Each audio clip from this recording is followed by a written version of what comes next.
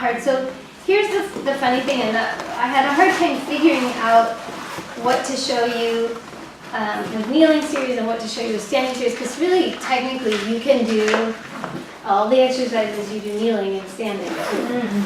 Okay? And you can do most of the exercises that you do in standing, well, a lot of the exercises that you do in standing also in kneeling.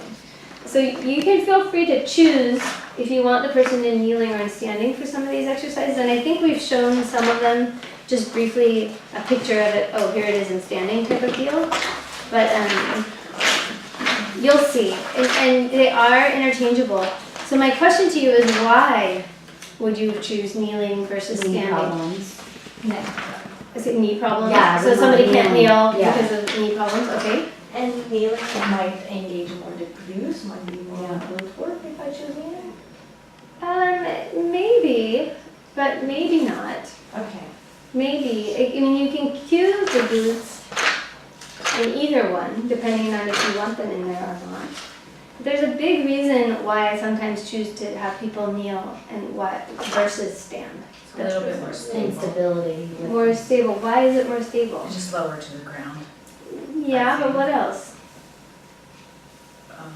Pelvis stability, it opens the It hips. does Yeah. help with pelvis stability, but what part of the body are you not worried about if they're kneeling?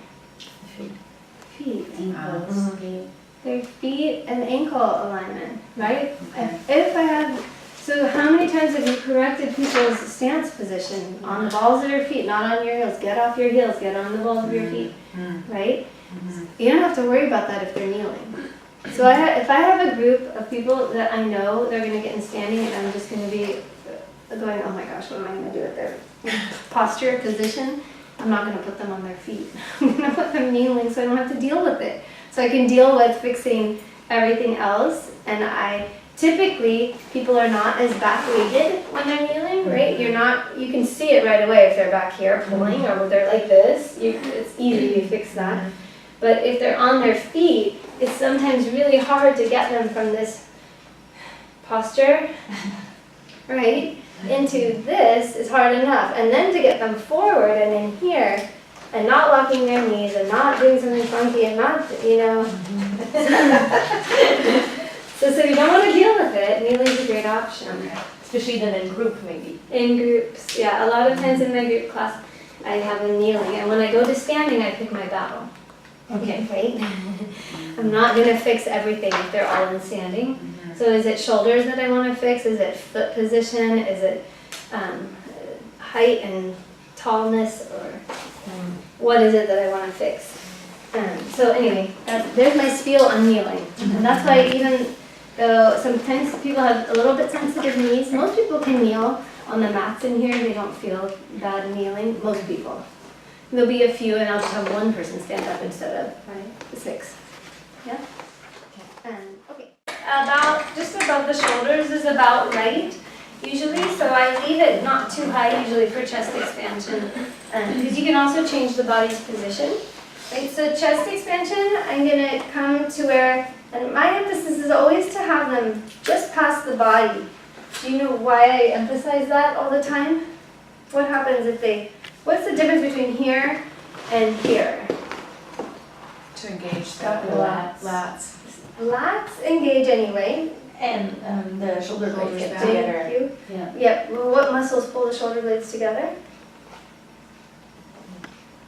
The lower trapezius, lower trapezius. And they pull the arms back and down. What muscle pulls my... Rhomboid. Yes, thank you, Rhomboids, yeah. rhomboids. Right? Rhomboids. So I'm going to pull back and release and pull back. We could hold and do our same chest expansion, head turning, right? If we want. And my body position is not back here, right? I'm not leaning back to do more, right? I'm holding. So my butt's not out. Right? So just up top. And then, so that's chest expansion. And then we have la croix or rhomboid. So you're crossing and you're pulling, right?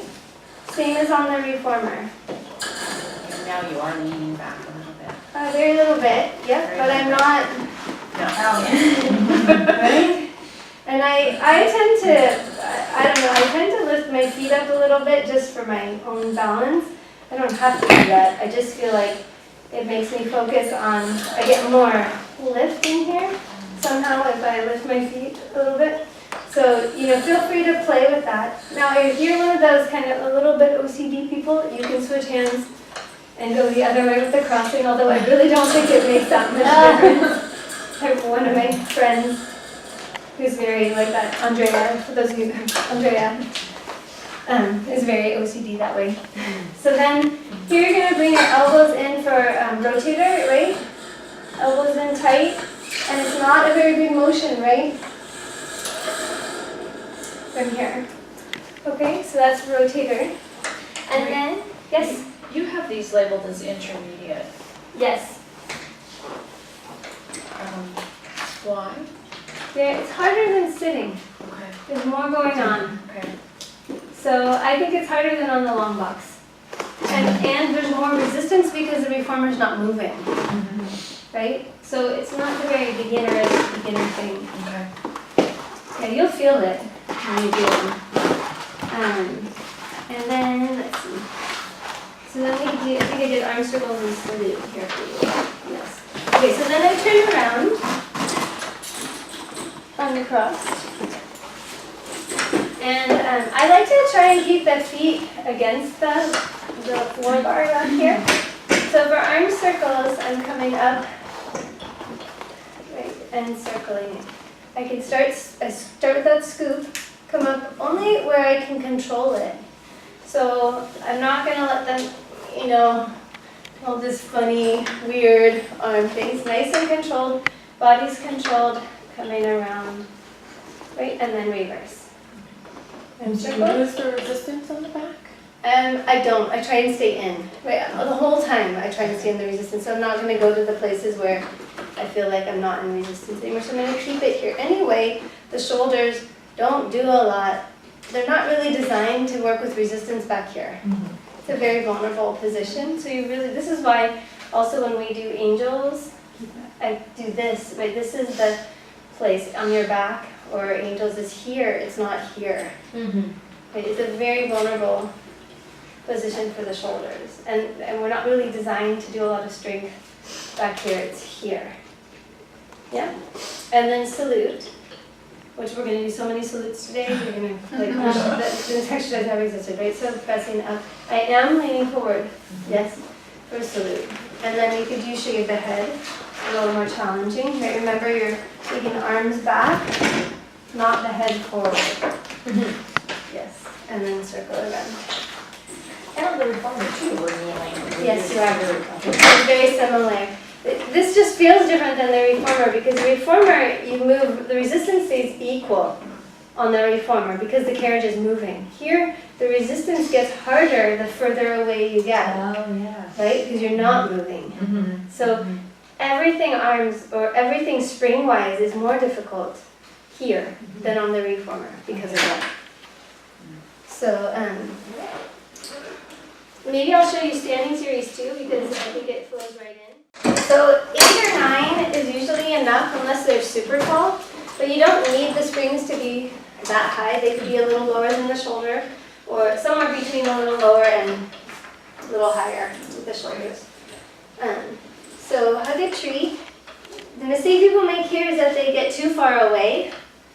A lot of times too far away to start. So you don't want to be very far. Little V turn out. You're going to lift up. So that little V connects me all through my lower so I can put it in a really good place. And then I'm going to hug a tree from here. I am a little pitched forward. My rule is that their arms should be able to come out of, so you should not see my body moving, right? I'm going to feel work in my feet as the resistance comes on. So here as my arms come together, I feel my body weight shift to my heels. Here, I feel my body weight shift to my toes, but I'm not moving my body. So you have to find sort of that sweet spot where I feel the weight shift, but you don't see it. That's the right distance away from the wall. And that I can come out of resistance without falling on my face.